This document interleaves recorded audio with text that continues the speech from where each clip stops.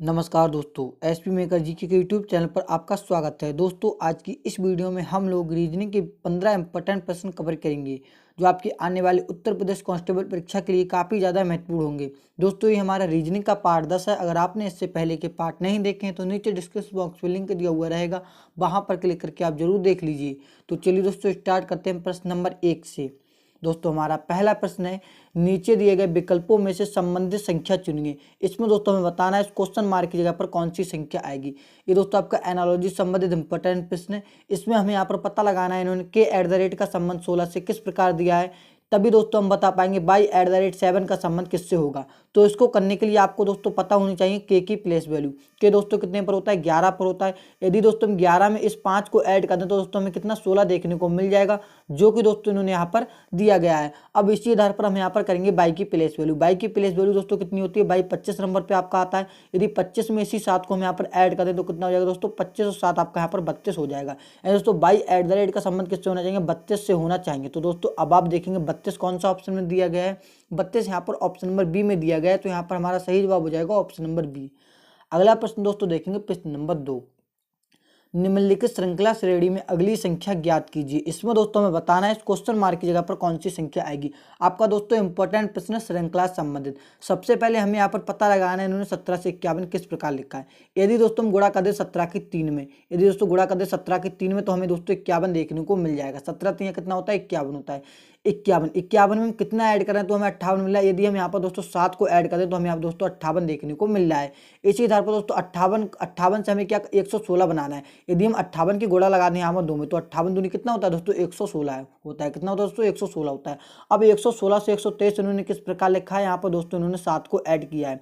अब इसी प्रकार आगे बढ़ेंगे दोस्तों, 123 की इन्होंने 1 से ही गुणा करी है। दोस्तों अब हमें पैटर्न समझ में आ चुका है। पैटर्न दोस्तों क्या है, गुणा 3 + 7, गुणा 2 + 7, गुणा 1। अब दोस्तों यहाँ पर क्या +7 होना चाहिए। अगले वाली संख्या प्राप्त करने के लिए +7 हमें यहाँ पर जोड़ना पड़ेगा। यहाँ पर जब हम 123 में 7 को ऐड करेंगे तो दोस्तों कितना हो जाएगा, 130 हो जाएगा। दोस्तों इस क्वेश्चन मार्क की जगह पर कितनी संख्या आनी चाहिए, 130 आनी चाहिए, तभी दोस्तों हमारी श्रृंखला है वो कंप्लीट हो पाएगी। आप देखेंगे दोस्तों 130 कौन सा ऑप्शन में दिया गया है, 130 यहाँ पर ऑप्शन नंबर सी में दिया गया है। तो यहाँ पर हमारा सही जवाब हो जाएगा ऑप्शन नंबर सी। अगला प्रश्न दोस्तों देखेंगे प्रश्न नंबर 3।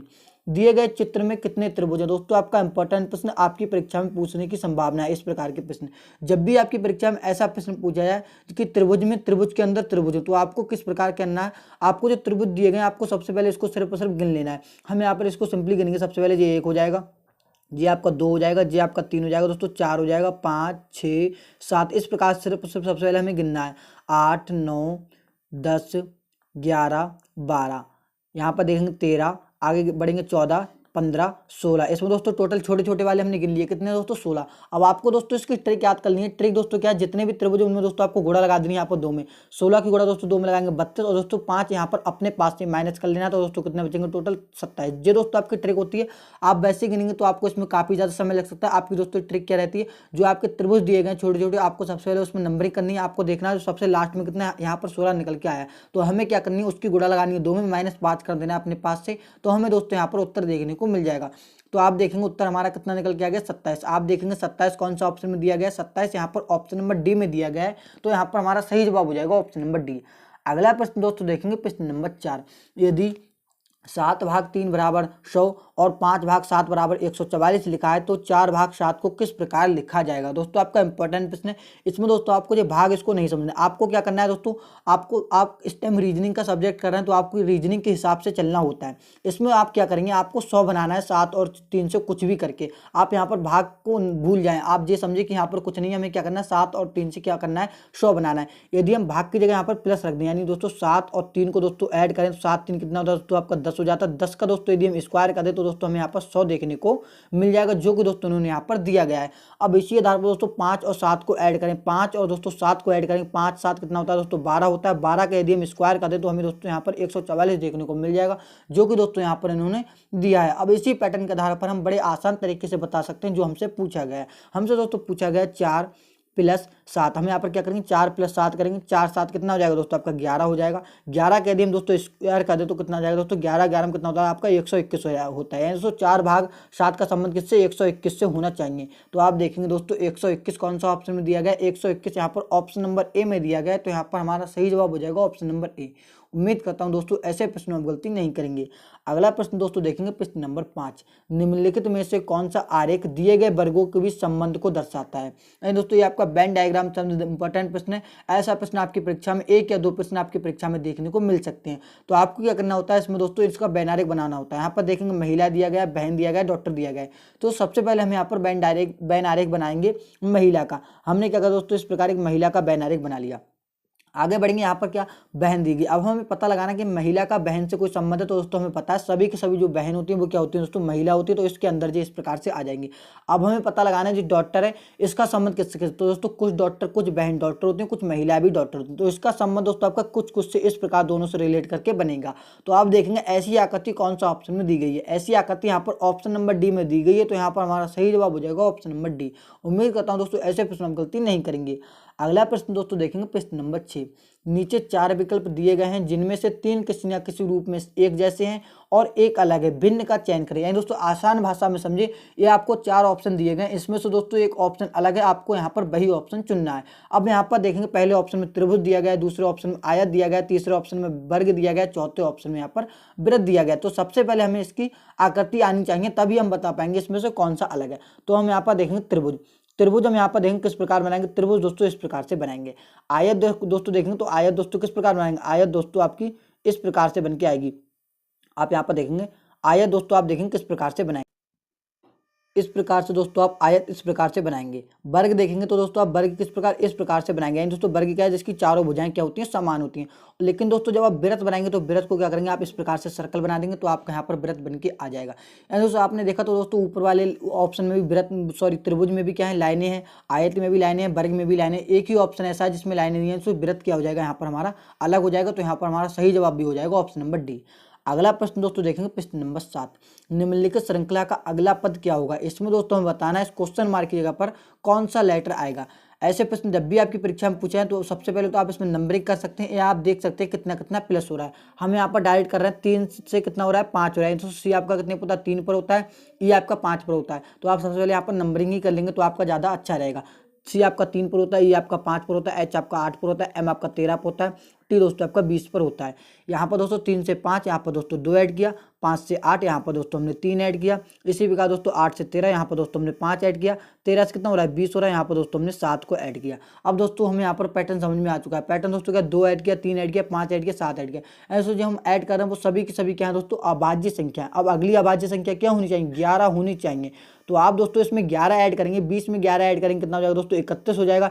31 हो जाएगा। लेकिन दोस्तों 26 पे तो आपकी ABCD खत्म हो जाती है। 26 और 5 कितना होता है 31 होता है। तो आप देखेंगे 5वें लेटर पे कौन सा अक्षर आता है, 5वें पे आता है ई। तो आप देखेंगे ई आपका यहाँ पर सही जवाब होने वाला है। तो आप देखेंगे ई कौन सा ऑप्शन में दिया गया, ई यहाँ पर ऑप्शन नंबर ए में दिया गया है। तो यहाँ पर हमारा सही जवाब हो जाएगा ऑप्शन नंबर ए।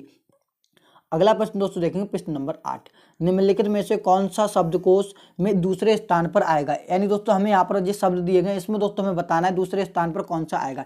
इसकी करने की ट्रिक क्या रहती है, आप सबसे पहले देखेंगे अपने ऑप्शन में कितने ऑप्शन है जिसमें कितने लेटर समान है। हमने यहाँ पर देखा दोस्तों ई एक्सएम एग्जाम तक इसमें भी समान है, इसमें भी समान है, इसमें भी समान है, इसमें भी समान है। अब जो लास्ट इसमें लेटर बचा है इसके बाद का इसकी करेंगे नंबरिंग। एल आपका 12 पर आ जाएगा, एस आपका कितने 19 पर आ जाएगा, एन आपका 14 पर आ जाएगा, पी आपका 16 पर आ जाएगा। अब आप देखेंगे पहले क्या आना चाहिए दोस्तों, पहले क्या आना चाहिए आपके हिसाब से, पहले क्या आना चाहिए, पहले दोस्तों 14 आता है। तो दोस्तों तीसरा ऑप्शन क्या आएगा, तीसरा ऑप्शन दोस्तों क्या आ जाएगा, पहले आ जाएगा।